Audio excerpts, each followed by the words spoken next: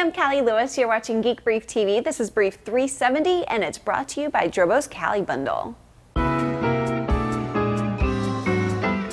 Everyone's favorite, or at least my favorite music streaming service, Pandora, released a desktop client Tuesday. It's built with Adobe Air and works on PCs and Macs. If you aren't familiar with Air, it's a platform that lets web services run like installed applications. The Pandora app doesn't seem all that different than Pandora on the website, but when it's minimized, a control click reveals a contextual menu that shows what's playing. It gives you a pause button and a choice of radio stations. If you're a Pandora fan, it's certainly worth a download. Starbucks is providing complimentary Wi-Fi for up to 2 consecutive hours a day. Exciting? I'm not sure. It's something they should have done all along. When you charge $5 for a cup of coffee, being a third place isn't quite enough to engender long-term goodwill. I get that Starbucks has to do something to prevent people from turning the coffee joint into a low-rent office, but if a person is willing to keep buying coffee, there should be a way to keep broadband flowing. How about something like an hour of Wi-Fi with every cup? I can't claim to be green. Geek Brief doesn't have much of a purpose without some degree of conspicuous consumption. There's just no way around it.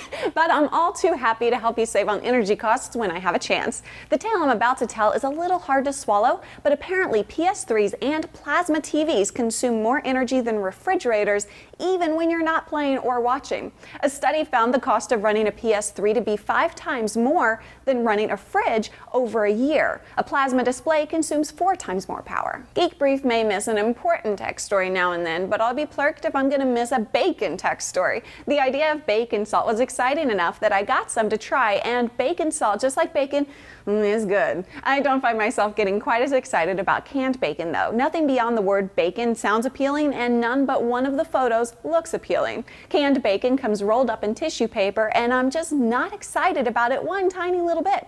If the canned bacon people want to send me a can to try, I'm reluctantly game, but I kind of hope they don't. Who would have ever thought I'd be turned off by something bacon? There's a new virtual world in beta called Small Worlds. I spent a couple hours there tonight. It's built in Flash, so it isn't as rich an experience as something like Second Life. It actually runs inside a browser. It feels a tiny bit more like a game than Second Life because as soon as you've built your character, it starts giving you missions to accomplish. Like a game, I found it fun to figure out objectives and reach goals, but I don't see myself spending much time in Small Worlds unless they have a way to keep the challenges going. If you grew up in a conservative American church in the 70s and 80s, you'll think the chat sounds are a little eerie. The chats sound like what we used to call backmasking. I wasn't able to get to a point where I could see it, but Small Worlds integrates Web 2.0 services like Flickr and YouTube. It's worth a look, but like Second Life, it isn't going to captivate anyone's attention eternally. Every story today was about software and soft services, so I have to do at least one hardware gadget. Believe me, this one is crazy plurk all the way. It's called, generically enough, the Remote Control Finder. So far, so good. By the name, I can tell it's a product that meets a need. Well done. If you order a remote control finder, you'll receive 3 small boxes that you'll attach to 3 remote controls. The tiny little box has a noisemaker and a flashing LED light. Now, here's where the system starts to go a little plurky. When you lose a remote, you're supposed to blow into the included whistle. That's fine, but those of us who struggle to keep track of remotes, well, can you really depend on us to keep track of a whistle? Put me down as a skeptic on this one. OneOfAKindStuff.com says it makes a great gift for anyone with kids, spouses, or gremlins. Big Trip t-shirts like the one I'm wearing now are available at bigtrip.tv. There's also a girls version. Just look for the PayPal widget. Our cost for the shirts is $13.74, and the rest of the money goes towards taking the show on the road. Drobo is supporting the Big Trip when you use promo code CallieBundle at checkout at drobostore.com. You can get $50 off a Drobo or much, much more off a Drobo bundled with storage. I'm Callie Lewis, and Neil with his Wii Fit update was a no-show. Neil, do you have something to hide? Naughty, naughty. What?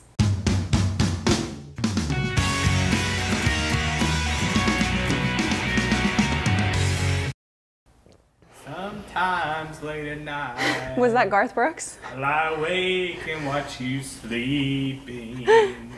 I'm a creepy guy. When I turn out the lights, you lay there in the dark. I don't know the rest of the song, but bam, bam, bam, bam, bam, bam, bam, bam, I guess. I don't know. You're a cat. You're a cat. Oh yeah, that's it. I'm Callie Lewis, and Neil with his Wii Fit update has a no-show. Oh man.